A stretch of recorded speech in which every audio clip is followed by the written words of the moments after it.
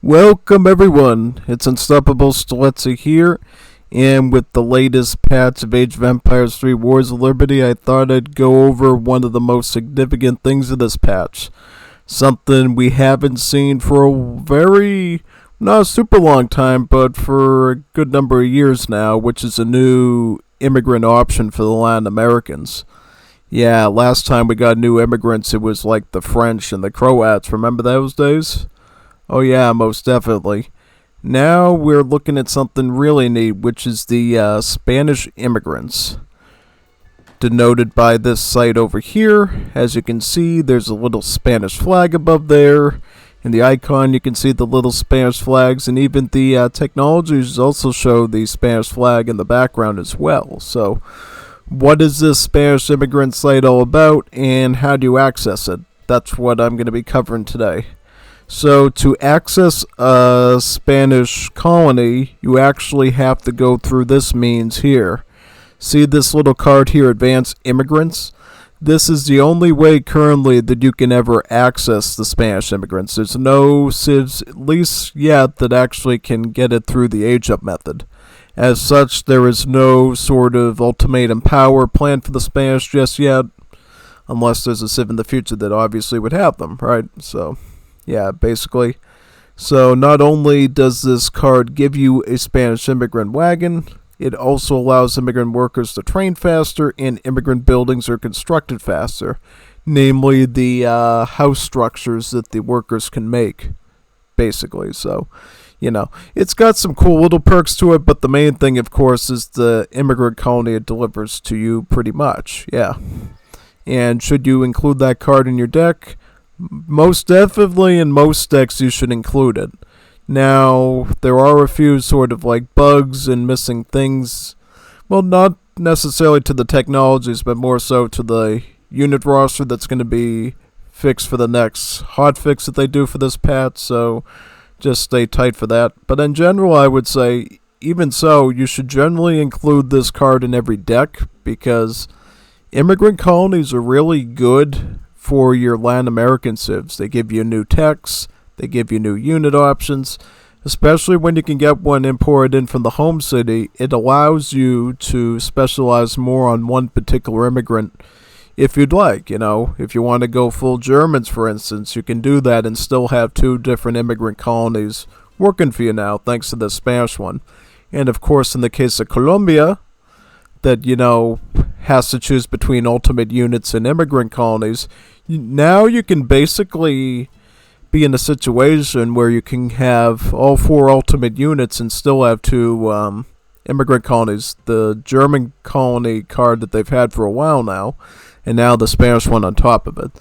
Everybody gets this card except for the Haitians, because the Haitians are kind of oui, je le filet, croissant, stinky palais, cheese sort of civ. So they're not going to have the Spanish influence at all. But all the other civs get. Even Brazil. Even Portuguese Brazil has Spanish immigrants. Yeah, so let's go over this thing now and sort of go over all these technologies from a glance. So the first one here is called Enganchadores. Each Spanish immigrant technology comes with a free shearer. Starting with this one, permits you to have shearers over the allowed limit. Ooh, that's pretty cool. Yeah, I like that. So why don't we get our Spanish shearers right now? So who are these guys? Or ladies, as they sometimes spawn out as. So Spanish shearers, like every other immigrant worker, specializes really in one skill and is horrible at everything else. So what do they specialize in exactly? They specialize in gathering from coin herdables effectively. If you recall this immigrant colony over here, the Polish actually have villagers that gather well from, I believe, herdables. They gather quite well from herdables, I believe. I don't think it mentions it here, but yeah. What you should really know is these are basically sort of their doppelgangers, except that they're going to be good with the coin herdables instead. So sort of like your wool sheep, merino sheep, anything like that, they're good at. So how does that relate to their immigrant house? So their immigrant houses actually look like this, and you can have up to 3 of them for right now. In the future, of course, if they have a sort of Spanish immigrant age-up option for a civ, like maybe the Dominicans or the Cubans or something, they'll obviously let you build more of these. But in general, what you need to know is that these immigrant houses will house you about 5 population, and they act as little livestock pens for coin herdables. As you know, the livestock pen proper can fatten either food or coin herdables, and you can config which one it's going to work on, sort of like a rice paddy does.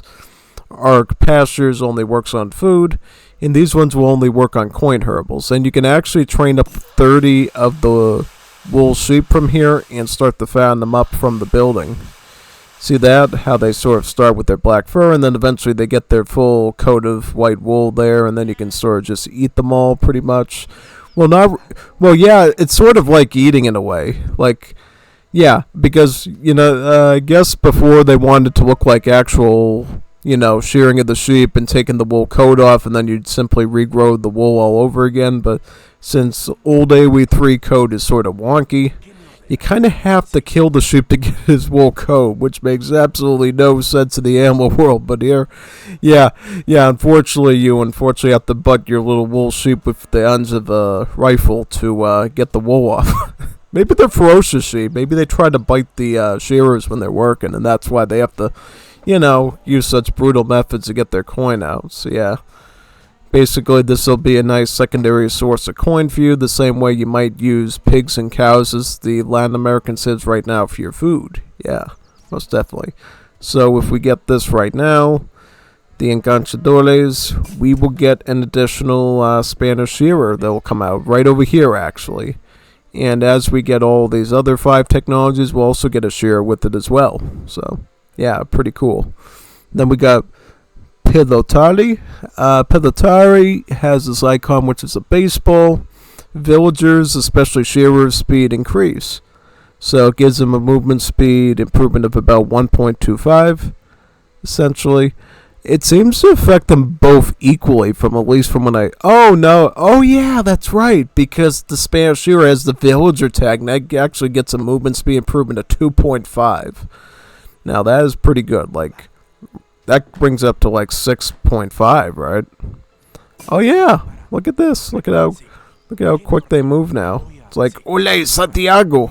It's like they had the bad dwarf literally following them around. Yeah, quite good. And then we got this other technology, Indiana's importation. Carnival food cost exchange for a smaller amount of coins. So what is Carnival? If you haven't seen a lot of my matches. So Carnival is basically your Juanito version of mercantilism pretty much. So you see this tech Carnival here. Once we research this technology, basically the cost will be brought down to about 1,000 coin.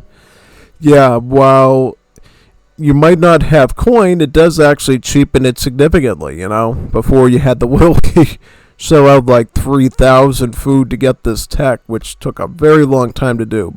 If you have a nice silver or gold mine near your base, you can easily hash out this 1,000 coin, I think, and get really good advantages from this wonderful tech.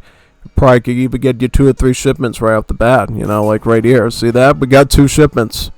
Bing, bada, boom. Super easy. And now we got the 4th technology here, Vaccine Expedition.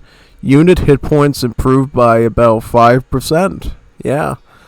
Yep, basically all your units, villagers, artillery, infantry, cavalry, I think maybe even ships, who knows. Anything in that category of a unit is going to get 5% HP. You can see their stats here.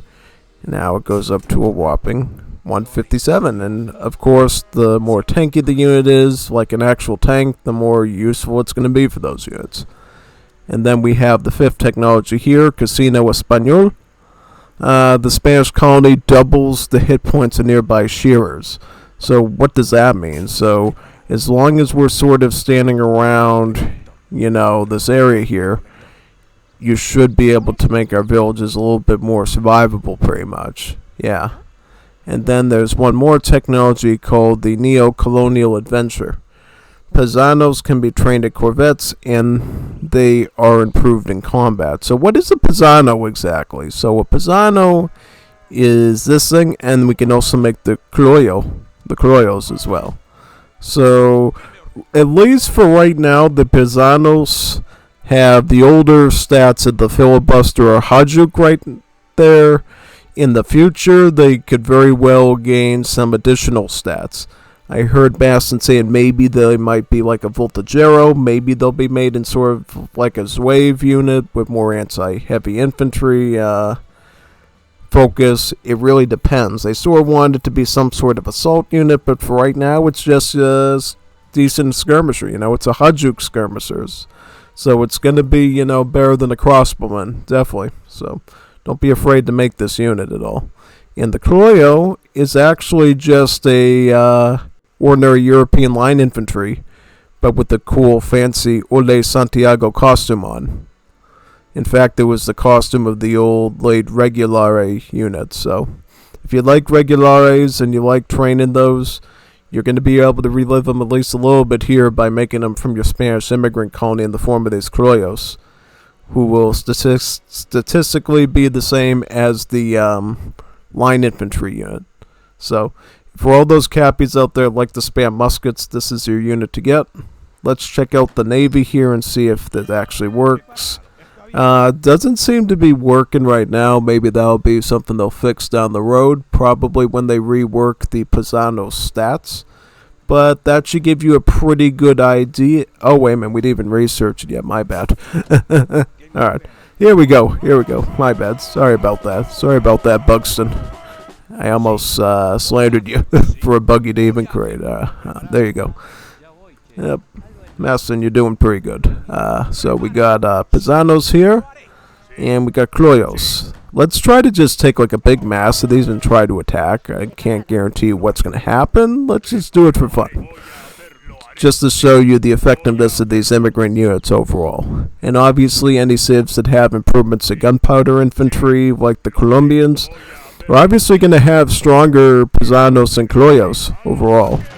Yeah, so let's just do a little push here.